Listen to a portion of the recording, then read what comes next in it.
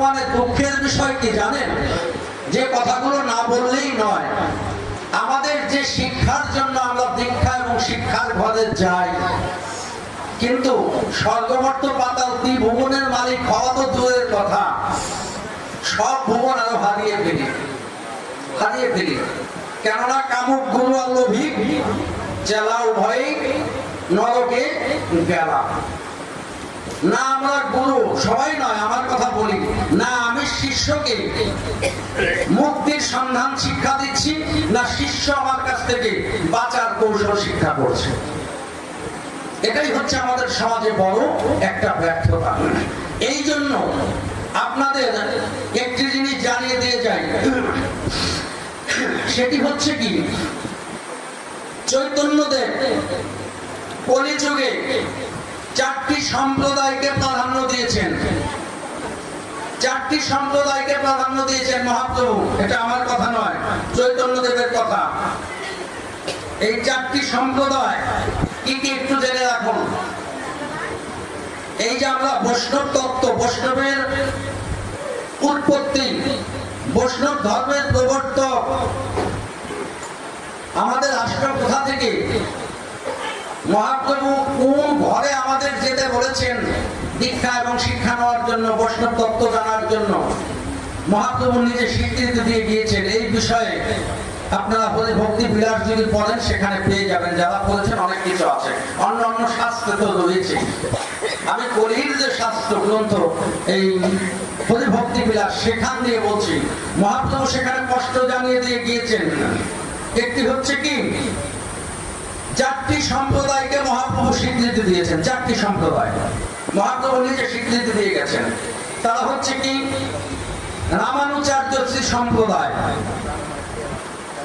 দ্বিতীয় হচ্ছে মধ্যমাচার্য গৌড়ীয় মধ্যমাচার্য সম্প্রদায়, যে সম্প্রদায়ের দ্বিতীয় ঘরে আমি উপাসনা তত্ত্ব গ্রহণ করেছি, কৃষ্ণ স্বামী রুদ্র সম্প্রদায়, আর হচ্ছে কি নিম্বাকাচার্য কুমার সম্প্রদায়। এই 4টি সম্প্রদায়, এর মধ্যে আমরা হচ্ছে কি মধ্যমা গৌড়ীয় সম্প্রদায়, বেশিরভাগ আমরা আছি এর মধ্যে। আরো বাকি আছে কয়টি? আরো বাকি আছে 13টি। মহাপ্রভু এই 13টি সম্প্রদায়কে একেবারে নিষিদ্ধ ঘোষণা করে দিয়েছে, আমার কথা নয়। এই অপসম্প্রদায় বলে মহাপ্রভু এদের নামকরণ করেছে, 13টি অপসম্প্রদায়। এই অপসম্প্রদায় গুলোর মধ্যে বাবা কিছু কিছু কর্মকাণ্ড আমরা জানতে পাই দীক্ষা কিংবা শিক্ষার ঘরে। এই 13 যে অপসম্প্রদায়, মহাপ্রভু যে সম্প্রদায় 13টিকে বাতিল করেছে, তারা নিজেদেরকে কি বলে, তারা সখী অনুরাগী ভাবে।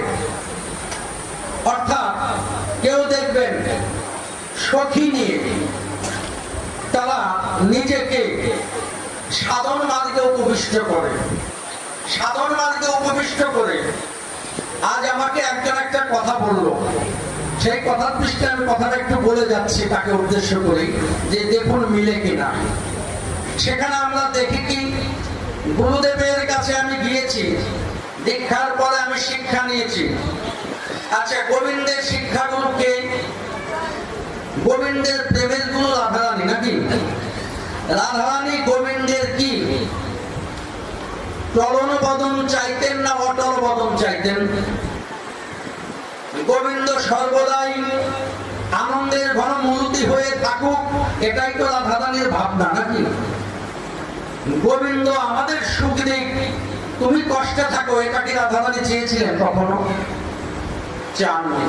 তাহলে আমরা সেই রাধারানীর দোহাই দিয়ে আমরা অনেকেই বর্তমানে উপসখী সেজে কিংবা উপসখী ধারণ করে নাগর নাগরিক তুলনা দিয়ে আমরা বর্তমানে দীক্ষা শিক্ষা দিয়ে বেড়াচ্ছি অনেকে। সেই ঘরে আমরা কিছু কিছু ঘটনা, কিছু কিছু বিষয়, কিছু কিছু কার্যকলাপ, এগুলো এক এক করে আমাদের কর্ণে আসে। এই সমস্ত কার্যকলাপের ফলে ভালো একজন গুরুদেবকে দেখলেও আর একজন মনে করে ও বুঝেই করে, আমি দেহ মন প্রাণ সঁপে দেব। তার মানে এই নয় যে আমি তার ভোগের পাত্র হব। আচ্ছা ঠিক আছে, মেনে নিলাম আপাতত দৃষ্টিতে তর্কের খাতিরে একটু ব্রেন দিয়ে চিন্তা করবেন। খুব কঠিন কথা, কথাটা বলতে বাধ্য হচ্ছে আজ একটা কারণে। একটু চিন্তা করবেন, আজ আমার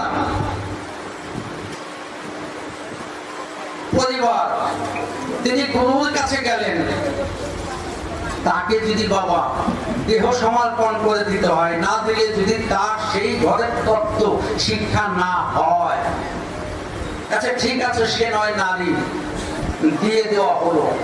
আচ্ছা আমি পুরুষ, আমার কি দেওয়া হবে? আমার বেলায় কি হবে তাহলে? বিষয়টা বুঝতে পেরেছেন? জিজ্ঞাসাকর্তা এখানে অবশ্যই আছেন, আমি জানি না। আমার কি গতি? নারীকে নয় দিয়ে দেওয়া হলো, আমি তো পুরুষ, আমি দেবটা কি?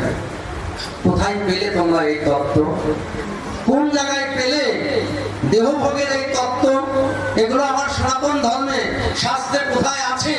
বরং তোমরা সনাতন ধর্মের মূল মহাপ্রভুর আদর্শকে, আমার গোবিন্দের আদর্শকে, সত্যিকারের বৈষ্ণব তত্ত্বকে তোমরা কলঙ্কিত করছে না তো? এটা একটু চিন্তার বিষয়। আমার প্রস্তাব রয়ে গেল, আমি দেবতাকে।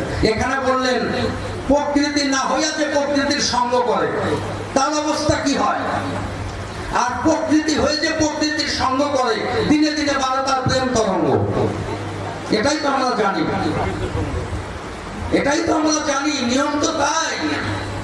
অথচ আজকাল যা শুরু হচ্ছে, এই সমস্ত কার্যকলাপ যদি চলতে থাকে, নিজেকে বাবা কি করবে? বেগ ধার, দেখবেন অনেকেই আছে শাখা সিঁদুর করবে, আলতা দেবে পায়ে, নিজেকে সখী সাজাবে, বিভিন্ন সাজ গঠন করবে, নারী সাজ দেবে। বাবা আলতা দিয়ে, ঠোঁটে লিপস্টিক দিয়ে, কপালে সিঁদুর দিয়ে, হাতে শাখা পরে, শাড়ি ব্লাউজ পরে তুমি বাইরে নারী সাজতে পারো, কিন্তু তোমার ভিতরের কন্দর্প বেটাকে কি, মদন রাজাকে কি নারী সাজাতে পেরেছ? ওটাকে তো এই বাইরের আলতাও দেওয়া চলবে না, ওটাকে শাখাও পরানো যাবে না, ওটাকে সিঁদুরও দেওয়া যাবে না, ওটাকে সাজাতে হবে, ওটাকে সাজাতে হবে। এই জন্য ওটাকে যে পর্যন্ত সাজাতে না পারবে, ওটাকে যে পর্যন্ত প্রকৃতি না করতে পারবে, অর্থাৎ পুরুষ অভিমান, কন্দর্প মদনের অভিমান, কামুকের অভিমান, এগুলো বিসর্জন দিয়ে নিজের ভিতরে সেই মনটাকে, সেই জীবাত্মাটাকে, এই মনুষ্যত্বকে যে পর্যন্ত গোপী বেশ সাজাতে আমি না পারবো, সে পর্যন্ত জন্ম মৃত্যুর হাত থেকে আমার জীবনের রক্ষা হবে না। এই জন্য বলেছে গোপনে করে যে করো গোপী সাধনা, মধুর ব্রজে রসে তুমি ডুবে থাকো না, গোপনে করো গোপী সাধনা। তাহলে গোপী সাধনাটা হচ্ছে গোপনের বস্তু। তাহলে বর্তমানে আমাদের এই যে অপসম্প্রদায় 13টি, এই 13টি অপসম্প্রদায়ের ব্যাখ্যা আমি পুরো দেব না, অনেক সময় লাগবে, আমি শুধু সংকেত দিয়ে গেলাম। এই 13টি অপসম্প্রদায় রয়েছে, তাদের মধ্য থেকে আমরা বিভিন্ন জন বিভিন্ন কিছু শিখতে শুনতে পাই, জানি না সত্য কিনা, শুধু শুনি। তবে একটা জিনিস বলে যাই, অপসম্প্রদায়কে চৈতন্য মহাপ্রভু নিষেধ করেছে, ত্যাগ করেছেন। তাই এই 13টি অপসম্প্রদায়কে বাতিল করে এদের থেকে যে 4টি সম্প্রদায়কে মহাপ্রভু স্বীকৃতি দিয়েছে, সেখানে গেলে নিজের বাঁচা মরার সন্ধান মানুষ পাবে। সেই জায়গা গিয়ে তোমরা নিজেকে একটু শরণাপন্ন হইও, তাতে কিছুটা যদি গুরুর কৃপা হয়, শেষ কাটালে ওই কৃপার দিনে একদিন এই দেহটা রাধা গোবিন্দের যুগল চরণে পরিণত হবে।